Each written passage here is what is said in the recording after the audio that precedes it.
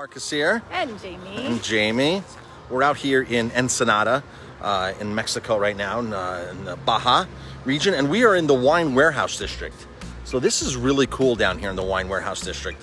By the way, and there must be, what, 25 wineries here? Yeah. And these are all warehouses, and each door here, they're all different wineries. These are wineries that typically don't grow their own grapes, or they have land somewhere else, and they come down here and they all make wine. There's literally 25 wineries, one right after another, and there's tasting rooms here. This is called the Wine Warehouse District. But it's not the tasting rooms that we're familiar with. They're a little bit more casual. Very casual. Very casual. And it's pretty cool to watch how they're making wine, completely different than the larger wineries. The winery we just left, VinSur, oh makes my gosh, 1,500 cases a year. That's it. That's it. And so far this trip, we've been to wineries that make 10,000 cases, right? 10,000. 10,000, 5,000, 8,000, 7,000. This was the smallest winery. This was the smallest one so far. This and Ernesto's winery. Yes. Was the smallest.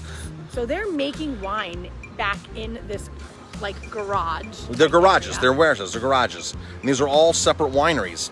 Now the cool thing about here, where we just were, is he actually makes wine for other wineries. Five other wineries. In the Valle de Guadalupe. Yep, Valle de Guadalupe. He's making from 5 different wineries. He's the official winemaker. He started his own project, which is right behind here, VinSur. He's from Chile. Came here 16 years ago to make wine. Made wine in Chile for years. And he's here making wine, has his own label in the warehouse.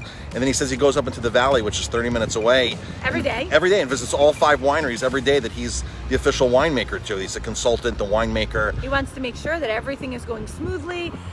Remember, folks, there's one harvest a year. Yes. And the grapes are produced once a year.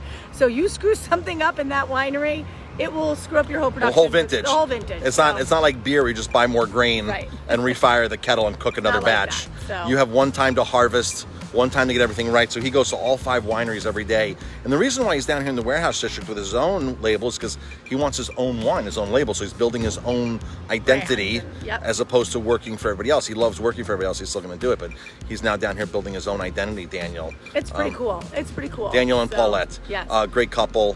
And so this is like not your typical winery because there's no vineyards behind us. It's not out in the country, but this is something that when we come down here, we definitely want to expose people to and show you like the other side of the wine world.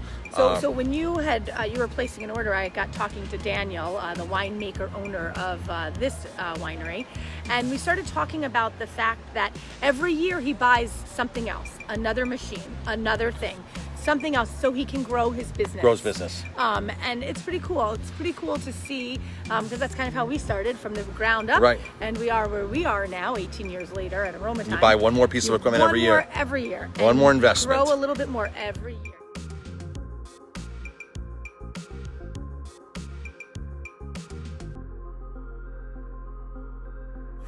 More wine. This is Petit Verdot. I use it in the Cañada too. But this Petit Verdot is from another valley. That Petit Verdot is from Guadalupe, in wonderful.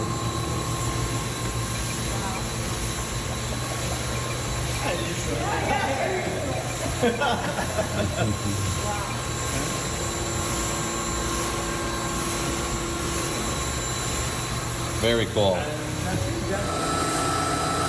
Hello guys. My name is Daniel Lonnberg. I am a winemaker.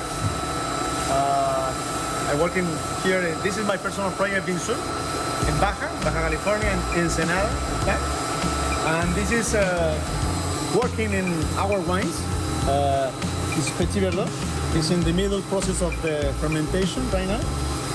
Yesterday finished the fermentation for us.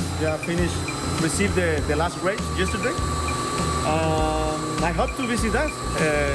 I hope to come into Baja, taste our wines, obviously taste another wine from another winery. Coming. How long have you been, where are you from and how long have you been making wine? Well, I come from Chile. I make wines from almost 20 years working. 16 living in Ensenada and work in Chile and another wineries. But I made wine for a long time. Right. What's exciting about Mexican wines, the region? Wow, For me, the more exciting in Mexico is have no rules.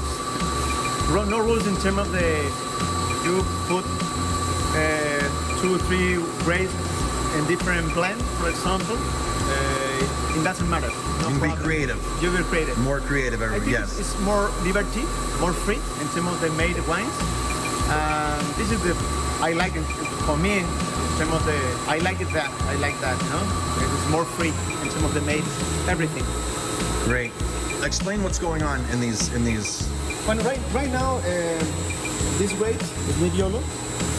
Probably tomorrow put the yeast by beginning the fermentation. The red wine, in terms of the time, is probably in 6-7 days. Yeah, is wine finished the fermentation. And press that grapes and then put in the barrels for 1 year, probably 1 year more in French barrels in French oak. And when I finish the oak aging in 1 year, yeah, bottling probably in 2022 and then bottling this Nebbiolo. Excellent. Well, great. Thank you for the tour today. Thank you for the amazing wine. We appreciate it, and hopefully we'll bring some people down here to show them all the love you're making this wine with. Thank you. And Thank you. show them your beautiful I have wine. to come in. Bye bye.